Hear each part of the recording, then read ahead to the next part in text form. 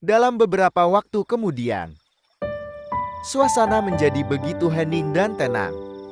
Muncullah senyum mengerikan, terlihat dari patung monster yang duduk di singgasananya itu. Membuat semua para hunter terheran dan ngeri karena melihat hal yang tak biasa saat ini yang sedang mereka saksikan. Jinwoo masih mencari-cari jawaban. Dengan menganalisa semua hal yang sedang terjadi, dia memperhitungkan berapa orang yang sudah tewas dan berapa orang yang masih hidup. Apakah mereka semua harus melakukan hal itu terus? Dan sampai kapan? Lalu berdirilah teman dari Bos Kim. Karena dia merasa jika monster mengerikan itu mungkin merasa senang lalu tersenyum. Dan tak akan menyerang mereka di sana. Dengan diikuti beberapa orang akhirnya mereka semuanya berdiri dan tak lagi menuruti permintaan dari Jinwoo. Jinwoo menyadari ada yang salah. Karena itu belumlah saatnya untuk mereka berdiri dan bergerak. Dan benar saja berdirilah patung yang sedari awal hanya terduduk di singgasananya. Terlihat sangat marah. Saat ini guncangan yang dahsyat dari kakinya membuat semua para hunter di tempat itu sangat terkejut dan panik. Tuan Song bertanya pada Jinwoo apakah dia mempunyai taktik atau solusi lain untuk menghadapi situasi saat ini. Namun di sini Jinwoo juga kebingungan dengan jawaban apa yang harus dia berikan. Secara dia hanya hunter dengan peringkat I dan memiliki predikat terlemah saat ini. Dengan senyum mengerikannya, patung Raja Monster itu melihat semua hunter yang ada. Seperti layaknya semut-semut yang kapan saja bisa dia injak dengan sesuka hatinya.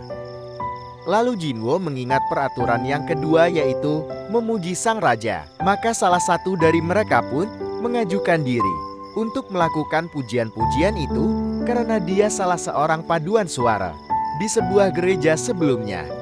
Dan pastinya itu, dia bisa melantunkan nyanyian dan pujian-pujian pasti itu salah satu keahliannya. Dengan sangat kusuk melantunkan pujian-pujian dan sangat percaya diri di depan patung monster itu, tanpa merasa takut sedikit pun. Dan beberapa orang pun merasa jika pergerakan dari monster itu mulai melambat. Namun di sini Jinwoo menyadari kembali akan adanya mara bahaya yang sudah siap menghampiri mereka semua karena Jinwoo tahu jika pujian-pujian itu ditujukan pada Tuhan yang salah. Maka dengan sekejap mata, terinjaklah hunter itu. Layaknya seekor semut yang sangat lemah. Lalu semua hunter pun teriak dengan sangat kencang. Mereka juga berlarian tak tahu arah tujuan untuk menghindari patung monster itu. Namun beberapa hunter yang sok pun tak dapat berbuat apa-apa, hanya bisa pasrah dengan semua keadaan. Dan harus menerima kalau harus terinjak oleh kaki raksasa monster itu. Jinwoo menarik paksa Nona Jui yang sok berat berlari dengan Tuan Song. Berlari menjauh dari kejaran monster itu. Aku tak boleh mati di sini, hal itulah yang terlihat di benak Jinwoo dan para hunter. Karena ada keluarga yang menunggu di rumah masing-masing. Karena diselimuti rasa panik dan mencekam, nampak seorang hunter berdiri tepat di belakang patung penjaga yang mengitari sekeliling mereka, yang siap menebaskan pedangnya kapanpun dia mau. Bos Kim pun berusaha mengingatkan seorang temannya yang saat ini berdiri tepat di belakang patung itu. Belum sempat menghindar, hunter itu langsung terbelah oleh pedang patung penjaga. Jinwoo pun sudah sangat merasa jika pujian-pujian yang ditujukan pada dewa itu sangatlah salah.